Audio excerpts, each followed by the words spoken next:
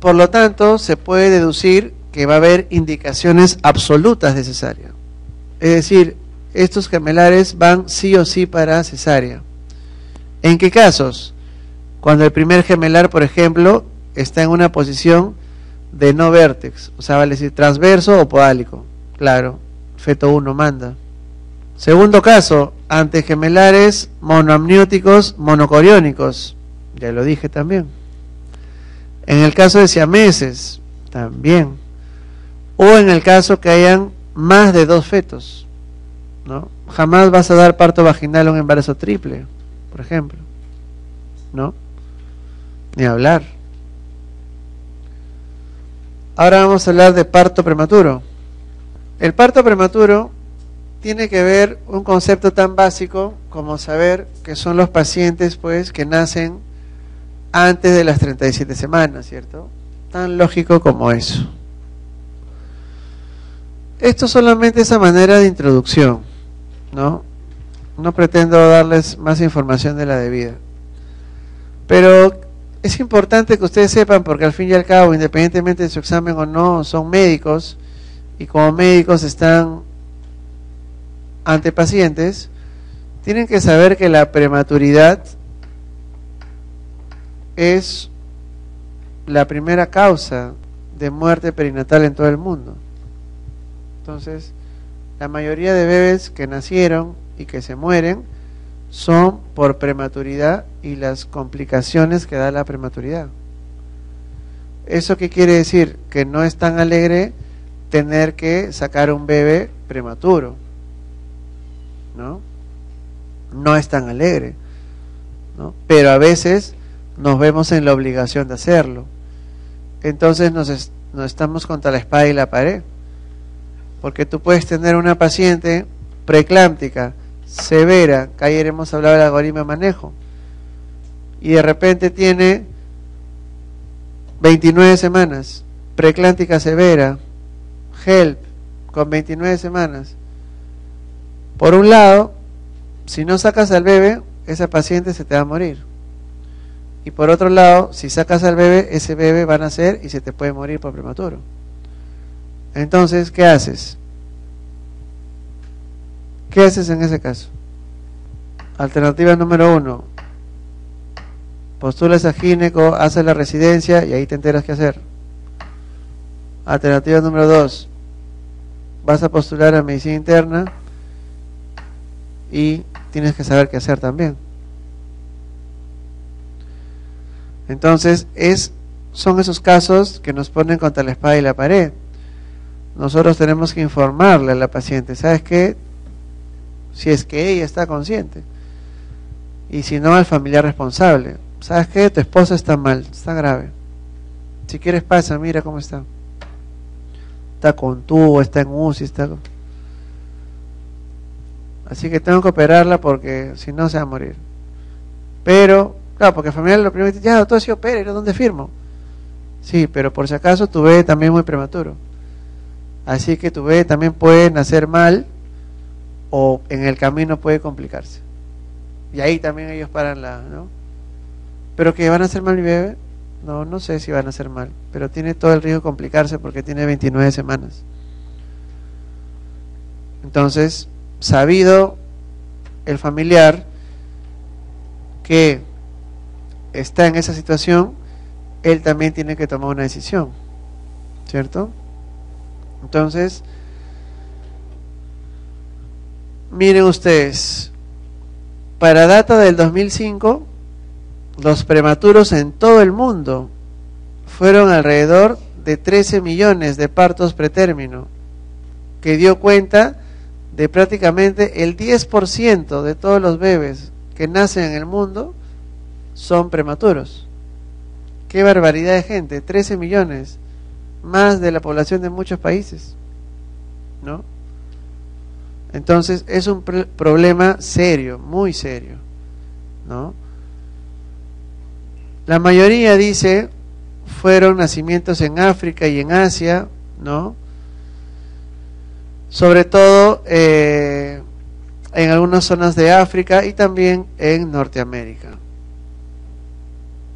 esto solamente es como conceptos generales para, digamos, introducirlos en esta problemática. No pretendo que se aprendan cifras ni nada, solamente son láminas que me ayudan a introducir el tema, ¿no? Miren ustedes, los partos prematuros en relación al porcentaje de nacidos vivos, ¿no? Para Estados Unidos del 90 al 2008, ¿no? Estos son los que nacieron, los prematuros tempranos, ¿no? Y los prematuros tardíos. Generalmente los prematuros tempranos se habla de esos bebitos que nacen antes de las 34 semanas, ¿no? Y los prematuros tardíos, los que nacen entre las 34 y 36, ¿no? Miren, casi, ¿no? La sobrevida se ha mantenido, no se ha mejorado ni se ha avanzado, pero el porcentaje de nacimiento sigue siendo alto, altísimo. Los prematuros los podemos dividir, ¿no? En aquellos que nacen entre las 34 y 37 semanas, que son los pretérminos tardíos, que ya se los mencioné, ¿no? Aquellos que nacen entre las 28 y 32 semanas, aquellos que nacen antes de las 28 semanas. Hay miles de divisiones. No quiero decir que sea la única, la infalible, ni la mejor. Simplemente es una forma de hacerlo. Y esta es una división más que todo pediátrica, no tanto ginecostétrica, porque lógicamente también tienes que estar de la mano con tu pediatra, ¿no? Yo no me voy a dar el lujo, pues, de atender un prematuro en una clínica, por ejemplo, ¿no? A menos que sea una clínica, pues, bastante grande, ¿no? Que son acá en Lima, son 2 o 3 y nada más, ¿no? Por eso de que, ¿no? Generalmente cuando es un bebé prematuro, no se atienden los pacientes en clínica, porque se sabe también de que esos bebés en neo van a estar gran cantidad de tiempo, van a estar hospitalizados 1 mes, 2 meses, y en una clínica, digamos, top de Lima, por lo menos un día de UCI neonatal, por lo menos te está costando entre 700 y 800 soles. Entre 700 y 800 soles, ¿no? Ya ponle 500, ya te hacen tu rebaja porque eres médico, buena gente. Ya ponle que esté 1 mes nomás tu bebé hospitalizado. ¿Cuánto tienes ahí en dinero? Son por lo menos 15.000, 20.000 soles. Solamente hospitalización, sin medicinas y sin cosas añadidas que demande el bebé. O sea, por lo menos que un bebé esté en una clínica top, ¿no? Te demanda unos 20.000 a 25.000 soles, ¿no? Si es que en el camino no hace más complicaciones y hay que intervenirlo, hacerle más cosas y todo el tema. Entonces, por eso que al final, ¿no? Como siempre digo, hay mucha gente que despotrica de los hospitales nacionales, no, yo no me atiendo en el seguro, en el MISA, porque no, me da asco, qué feo. Al final, esos bebés que no pueden mantenerse ahí en las clínicas terminan en el MISA y en el salud, porque ahí no le cuesta, pues. Entonces, hasta el más bacán de los bacanes termina llevando a su hijo complicado a las instituciones nacionales, ¿no? Entonces, ahí recién se dan cuenta de la importancia del Sistema Nacional de Salud. Entonces, los pediatras les importa mucho cuánto es el peso del bebé, ¿no? Ellos dicen bajo peso al nacer, menos de 2.500, muy bajo peso, menos de 1.500, extremo bajo peso, menos de 1.000, ¿no? Miren ustedes, de todos los prematuros, del 100% de prematuros que nacen, la mayoría son por partos espontáneos, es decir, que fisiológicamente empezó pues contracciones a las 34 semanas, 35, 32, por ABC motivo, ¿no? Dentro de ellos el 50% fue por un trabajo de parto prematuro espontáneo y el otro 30% porque tuvieron RPM pretérmino. RPM vamos a repasar en la siguiente clase. También hay un 20% de todos los prematuros que nacen que son los indicados médicamente, ¿no? Los que se conocen también como los prematuros iatrogénicos. Pero no iatrogénico entendido como una conducta mala o mal realizada, sino es el caso que les dije al inicio. Tienes una paciente con síndrome GEL, 29 semanas, si no lo sacas al bebé se va a morir, tienes que sacarlo, pues. Y tú estás consciente que estás sacando un prematuro extremo, pero tienes que salvar a la madre. Esos son ese grupo. Tienes que hacer lo mismo ante un DPP, lo mismo ante un RCIU, lo mismo ante un embarazo gemelar, que se puede complicar. Un síndrome de transfusión feto-fetal a las 29 semanas, ¿qué tienes que hacer? Tienes que sacarlo, pues. Y son 2 encima, 2 prematurazos. Entonces tienes que hacerlo, ¿no? Entonces la prematuridad es la causa directa más importante de muerte neonatal en el mundo, ¿no? Responsable casi del 30% de las muertes neonatales. Evidentemente el riesgo de muerte disminuye a medida que avanza la edad gestacional. Y esto lo vemos acá, ¿no? Hay más mortalidad mientras más chiquito sea el bebé, ¿no? A medida que va ganando semanas, la mortalidad de ellos en una unidad de neo va disminuyendo, ¿no? No es lo mismo pues sacar un bebé de 35 semanas que uno de 28. El de 35 va a salir, de hecho va a salir. El de 28, dentro de lo que es todo lo que es la prematuridad, ¿no? Ese mismo paciente que tenía preeclampsia severa, 28 semanas, tuviste que sacarlo. Tienes que valorar varias cosas cuando uno analiza un prematuro. No solamente es que sea dado de alta de neo o que se vaya a su casa al mes de hospitalización, a los 2 meses. Una cosa es que se vaya de alta y otra cosa es qué le va a pasar en el tiempo a ese bebé. Entonces, ¿por qué? Porque la prematuridad también tiene consecuencias a largo plazo. Va a haber un grupo de esos bebés que van a hacer PCI, deficiencias de aprendizaje, trastornos visuales, ¿no? Por ejemplo, ¿se acuerdan cuando estaban en el colegio de ese amiguito que siempre les robaba sus panes a ustedes, su gaseosa, que te pegaba en el recreo? ¿Te acuerdas o no? ¿No? Por eso ahora uno en compensación se pone a hacer gimnasio, ¿no? Se pone a hacer sacar músculo para que ya no le hagan lo mismo, ¿no? Entonces, sin alusiones personales. Entonces, por ejemplo, ¿no? Esos bebitos, déficit de atención, hiperactividad. Muchos de esos bebés o niños ya, cuando tú vas a su historia clínica, han sido prematuros, ¿no? Sin contar evidentemente los PCI y demás cosas que pueden haber. Tu hijito no aprende a leer tan rápido como sus compañeritos. Puede ser consecuencia de su prematuridad, ¿no? Etc, etc. Sin contar que también la evidencia médica habla de riesgos en la adultez. Ese bebé que nace prematuro, más riesgo tiene de ser de vida adulta, hipertenso, diabético, dislipidémico.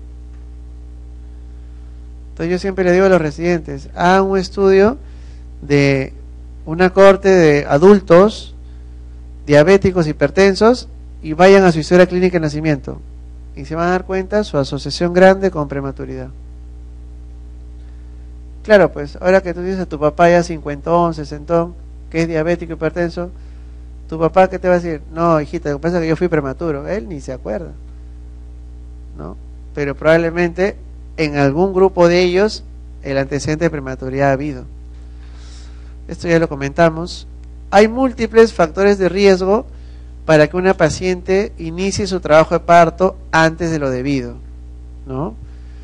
Pero generalmente se resumen en 4 grandes fisiopatologías: la activación del eje hipotálamo hipófiso adrenal, infecciones, hemorragias deciduales o sobre distensión uterina. Son generalmente las 4 vías comunes que causan el parto prematuro. Ya lo dije, hay un montón de factores de riesgo que tienen que ver con su asociación a parto prematuro. Esto es importante conceptualmente hablando, ¿no? Ya saben ustedes que un cuello largo y un cuello corto tienen o están en relación a tener más riesgo o no de parto prematuro. Un cuello corto, que generalmente se considera aquel que mide menos de 15 milímetros, está en relación a más riesgo de parto prematuro, a diferencia de un cuello largo, ¿no?, que mide más que eso y que tiene menos relación con parto prematuro. Esto vamos a pasarlo rápido. Esto también. Esto también. Se han colado algunas láminas que les doy a los residentes.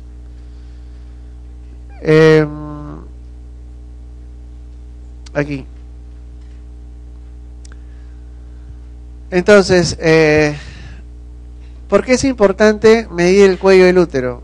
Claro, porque si tú detectas que una paciente, digamos, tiene un cuello que se está cortando, tú puedes ofrecerle ciertos tratamientos para evitar que se dé la posibilidad de parto prematuro, ¿no?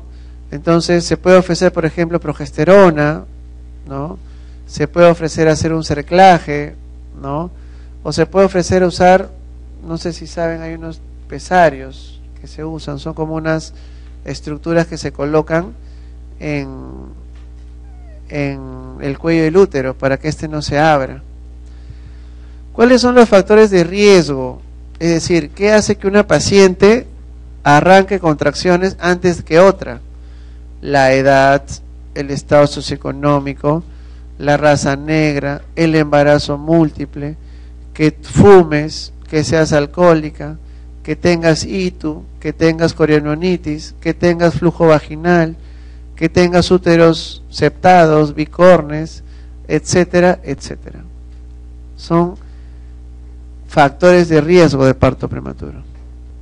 Bueno, dentro de todos los prematuros que hay, dentro de todos los prematuros que nacen, digamos, lo bueno, entre comillas, es de que la mayoría están más cerca del término, que es esta tajada acá.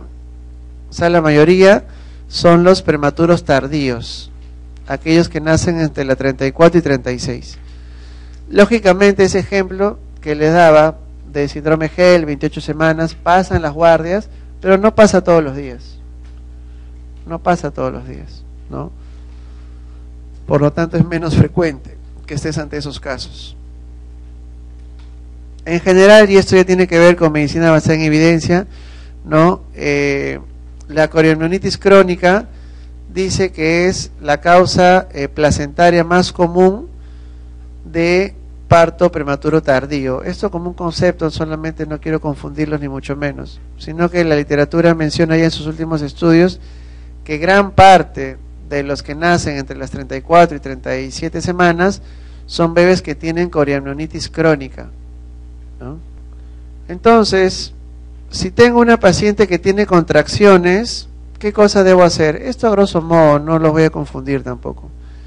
Generalmente lo que hacemos es una medición del cuello uterino. ¿Por qué? Porque si tiene cuello corto, mi pensamiento es, esta paciente va a dar parto, cuidado. ¿Cuántas semanas tiene su bebé? 30, uy, cuidado. En cambio, viene una paciente con contracciones, ¿no? La típica amenaza de parto prematuro. Viene a tu guardia, pero le mides el cuello, es un cuello largo, esta no va a dar parto.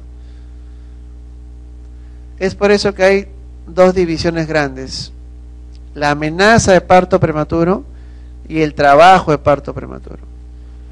El trabajo de parto prematuro es justamente la presencia de contracciones, vale decir dinámica uterina, que genera cambios cervicales, incorporación de más del 80% y dilatación de más de 2 centímetros, ¿no? Por tanto, ¿qué es la amenaza de parto prematuro? Es cuando también hay dinámica uterina, pero no llega a generar estos cambios. de repente está en 1, dilatación 50%, ya todavía no llega a este límite, es una amenaza de parto prematuro. Pero si ya tiene más de 2 centímetros, vale decir de 3 en adelante, o mayor o igual de 80% incorporado, yo digo, este es un trabajo de parto prematuro ya. Es un trabajo de parto instaurado. El manejo, una buena historia clínica, descartar infecciones, identificar factores de riesgo, ¿no? Claro, si tú eres una paciente que consume cocaína, también tienes riesgo de parto prematuro. Si tienes ITU, si has tenido ITU en el embarazo, si tienes flujo vaginal, también son factores de riesgo, entre otros, ya hemos dicho.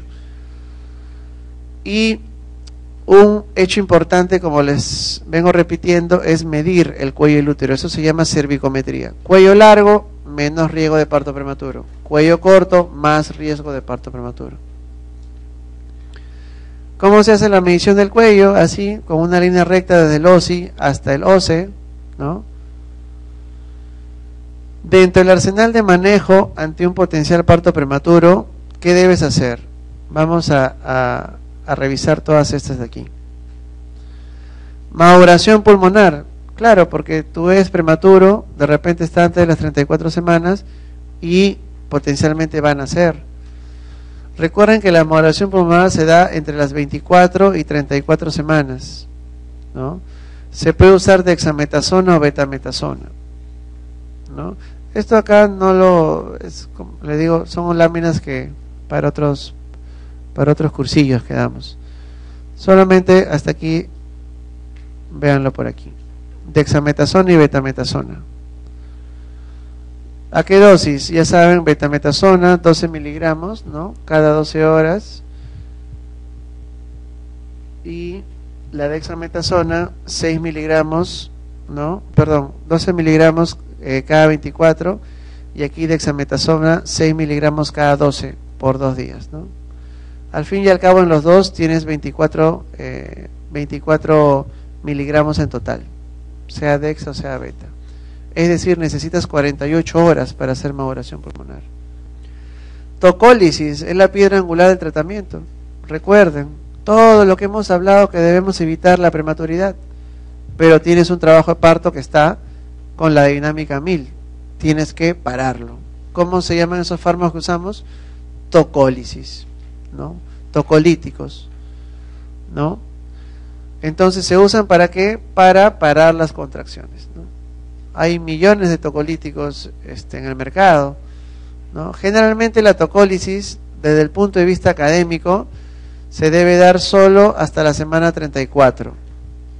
Esto es lo que se acepta mundialmente, pero no necesariamente es lo que hacemos en la práctica diaria.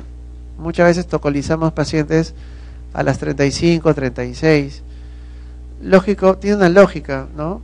No es que no leamos evidencia, sino que no es lo mismo, pues, que nazca un bebé de 34 semanas en Estados Unidos y su evolución en una unidad de neo sea mejor a que nazca un 34 semanas o 33 semanas en el Perú. No es lo mismo. Entonces, tratamos de evitar en la medida de posibles tener prematuros. Lógicamente tú sabes que va a ir bien. Uno de más de 34 semanas va a ir bien. Pero, como les digo, ¿no? Pero lo académico es esto. ¿Qué antitocolíticos tenemos? Bloqueadores de canales de calcio, algunos AINES, beta-adrenérgicos, ¿no? Aquí están, puedes usar nifedipino, que usamos bastante, ritodrina, terbutalina, indometacina, atosiban, sulfato de magnesio también tiene un efecto tocolítico, ¿no? Profilaxis para estreptococo de grupo B, ¿no? Generalmente con una ampicilina o derivada de ampicilina, ¿no? Si es que tú sabes que la paciente es portadora, ¿no? De este estreptococo. Neuroprotección es un contexto, una entidad muy en boga actualmente, ¿no? Que da cuenta del uso de sulfato de magnesio en fetos de 24 a 32 semanas. ¿Para qué? Para disminuir el PCI. Y ahora vamos a entrar a los dos últimos temas, que son el RPM y la corioamnionitis. ¿Qué es el RPM? Tan fácil como suena su nombre, ¿no? La rotura de las bolsas amnióticas, ¿no? Después de las 22 semanas y antes del inicio del trabajo de parto, ¿no? Por eso se llama ruptura prematura de membranas. Prematura, ojo, no es en relación a pretérmino, ojo, sino es relación a que se da antes del inicio del trabajo de parto, ¿no?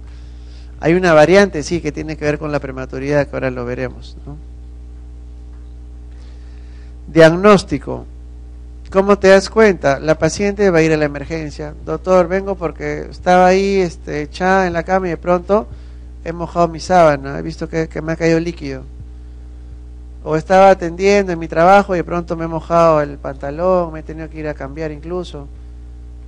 Típica historia de pérdida de líquido, ¿no? También, lógicamente, vas a examinar a la paciente, le pondrás el espéculo, o a veces incluso sin espéculo, ¿no? Ya por la vulva misma se ve cómo se exterioriza el líquido, ya el diagnóstico está hecho. Por ahí algunas veces te puedes confundir, porque también pones el espéculo y ves también que hay flujo vaginal, o la paciente dice que ha estado usando óvulos, entonces te puedes confundir, ¿será flujo o no será flujo? Puedes valerte de algunas herramientas ahí, ¿no? Como es, por ejemplo, el test de nitracina, ¿no? Tiene que ver con la variación del pH, ¿no? El pH alcalino del líquido amniótico vira de amarillo a color azul. Lo pones en la tira reactiva de la nitracina y si se cambia a color azul, ese era el líquido. El test de Fer, ¿no? Que es la visualización de la cristalización del líquido amniótico en hojas de helecho. Este es el test de nitracina, ¿no? Vira color azul, ya, te orienta de que eso debe ser líquido. Lo ves en una placa directa en microscopio, hojas de helecho, ¿no? El test de Ferm o test del helecho, así se ven, digamos, las células que están ahí en el líquido amniótico. ¿Con qué se confunden las pacientes? Porque se confunden también. Vienen a veces a la emergencia, 3 de la mañana, todo vengo porque he perdido líquido. Ponemos el espéculo, tienen flujo vaginal abundante. Se confunden bastante, ¿no? Claro que a las 3 de la mañana, pues tú no quieres que nadie se confunda con esas cosas, ¿no? Entonces, hay flujos vaginales que provocan gran cantidad de secreción, como líquido te sale, ¿no? También se confunden con ¿qué? Con pérdida de orina. Algunas pacientes que tienen incontinencia urinaria pierden orina y piensan que es líquido de la vagina. O con la propia eliminación del tapón mucoso, ¿no? Como eliminan mucho moco, algunas veces se asustan, no piensan que es líquido. No solamente es el tapón mucoso. ¿Qué complicaciones da que una paciente rompa bolsa antes de tiempo? Imagínense que la bolsa es aquella membrana, barrera, que protege al bebé del contacto externo. Lo protege. Porque si no, todos los bebés nacieran con corioamnionitis o sépticos, ¿no? Y eso que está en la vagina, en una zona que por sí tiene gérmenes. Pero no, ahí primero está el cuello que lo protege, está el moco cervical que lo protege, y está también la bolsa amniótica. Pero si se rompe la bolsa, es como que abrieras la puerta a potenciar el ingreso de gérmenes. Igual que una EPI. ¿Cómo ingresa la EPI? De forma ascendente. Igual. En la corioamnionitis, que se puede dar mañana más tarde por un RPM, también hay infección ascendente, también hay vía hematógena. Lógicamente, el hecho que ¿se acuerdan cuando hablamos de trabajo de parto disfuncional? Dijimos, no siempre es sinónimo de cesárea. Dijimos, antes de la cesárea, digamos, hay que hacer manejo activo de trabajo de parto, ¿cierto? Ya. ¿Y una de las maniobras cuál era? Para mejorar la potencia, por ejemplo. Oxitocina, muy bien, ¿qué más? ¿Cuál es la otra maniobra? La amniotomía. ¿Por qué? ¿Qué dijimos? Que la rotura de bolsa, ¿qué generaba? Producción de prostaglandinas. Y por eso estaría yo aumentando el motor de la paciente. El problema es cuando esto se da, cuando no lo quieres hacer, pues. En un RPM, el mismo hecho patológico del RPM va a generar contracciones por la liberación de las mismas prostaglandinas que se liberaran si es que tú haces amniotomía. Solamente que tú le estás haciendo en un contexto que debes hacerlo, acá es un contexto patológico, ¿cierto? Es la misma lógica, es la misma lógica. Por lo tanto, si se rompe la bolsa, también va a haber riesgo. Si se secretan prostaglandinas y va a haber contracciones, ¿qué cosa puede haber? Parto prematuro, el tema que acabamos de hacer, ¿cierto? Por eso dijimos que un porcentaje de aquellos productos prematuros, dijimos, cierta cantidad eran los trabajos de parto espontáneos y la otra cantidad eran los que venían por RPM. Todo tiene lógica e hilación y relación. El hecho de que se rompa la bolsa que te protege de todo el exterior te puede conllevar a que hagas infecciones fetales, infecciones endometriales. Por eso que esa paciente mañana más tarde, cuando esté puérpera, puede hacer ¿qué cosa? Endometritis puerperal. Hipoplasia pulmonar, ya hemos dicho en la clase de oligohidramnios, si hay poco líquido entre los pulmones, por lo tanto puede haber hipoplasia pulmonar. Deformidades ortopédicas, si hay poco líquido, el bebé está todo dobladito, ¿no? Las manos, los pies sobre todo están dobladas, metidas en una forma no anatómica, y ahí se generan también deformaciones ortopédicas, el pie sambo, el pie varo, todas esas cosas que han tenido ustedes al nacer. Complicaciones maternas, ¿no? La coriamnionitis, que lo reforzaremos en la clase siguiente solamente de coriamnionitis, ¿no? Se asocia al 20% de los RPM, ¿no? ¿Cuáles son los gérmenes más frecuentes hallados en una paciente con corio? Micoplasma, ureoplasma, etc., etc. ¿Cómo voy a manejar un RPM? ¿No? Fácil, sencillo. Tienes que evaluar varios ítems. Una primera pregunta que se pueden hacer para el manejo de RPM es primero, pues, definir si hay signo de infección o no.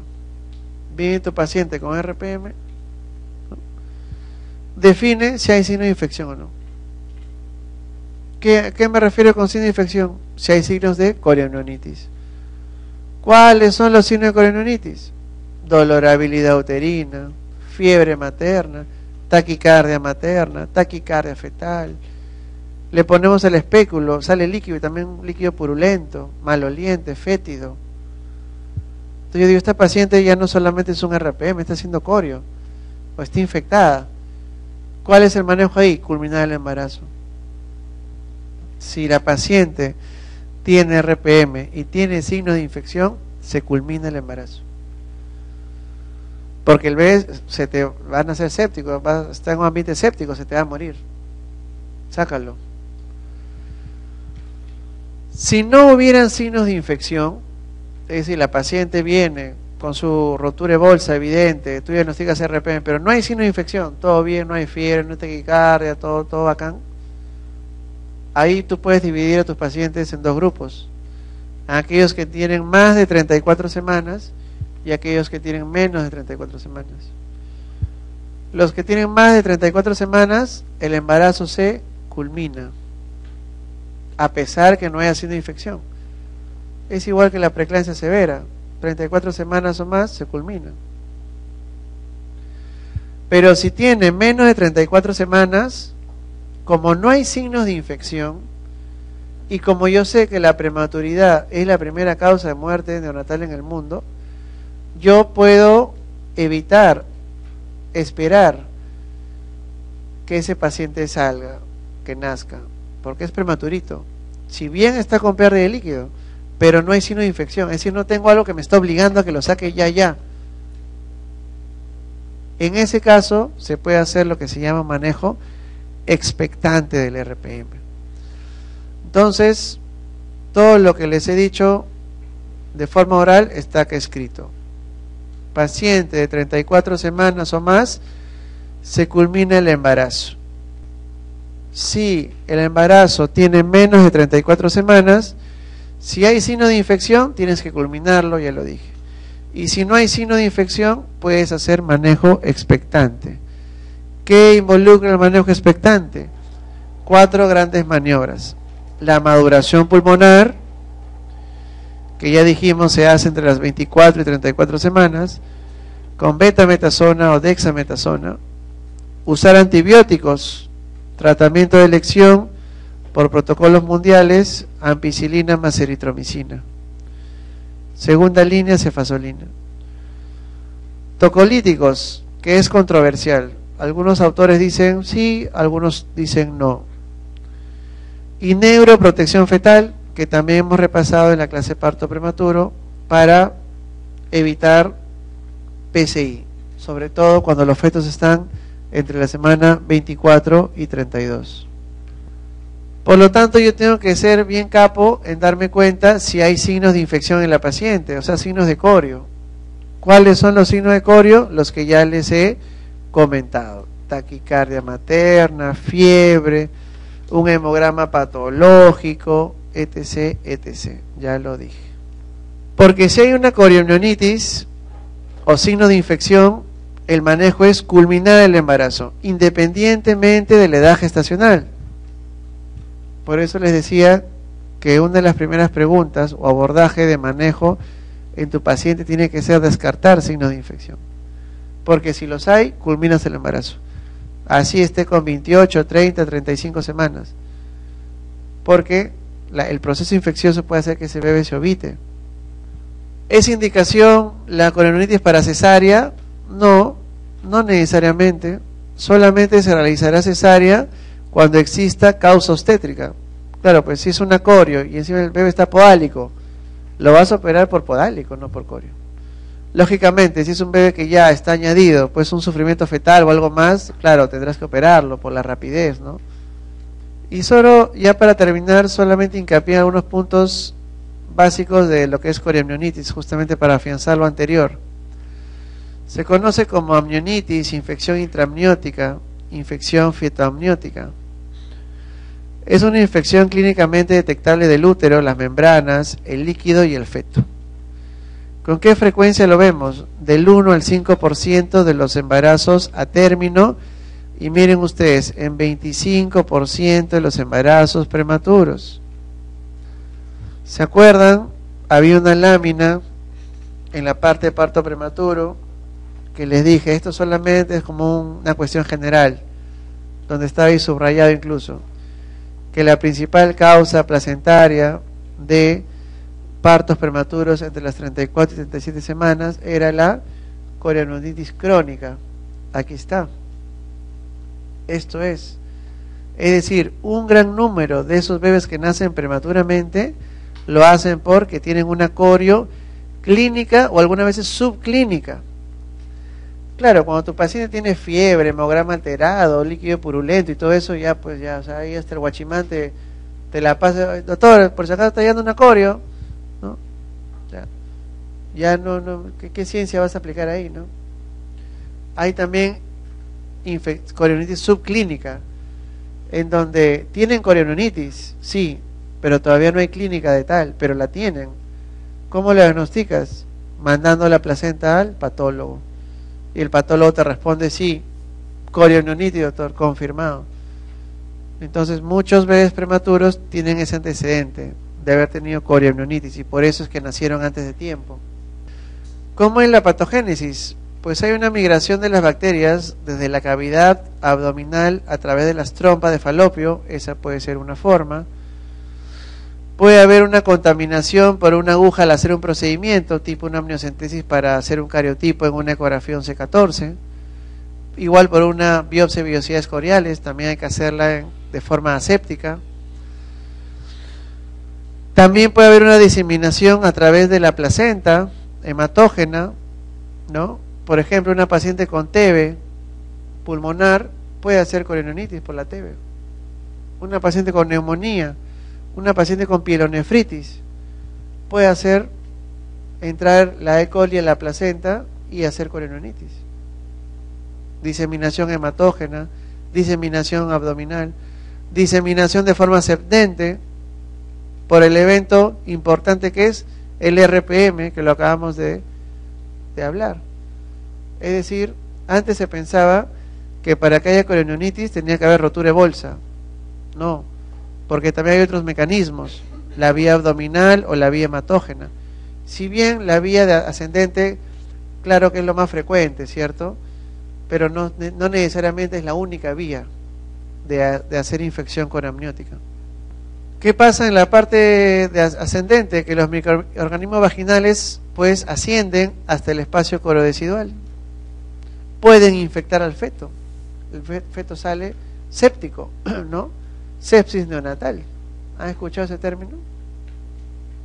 ¿Qué más va a pasar?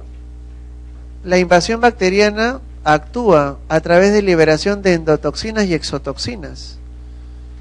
Estimula la decidua en las membranas fetales a producir gran cantidad de citoquinas, factor de necrosis tumoral, interleuquinas, factor estimulante de colonias de granulocitos.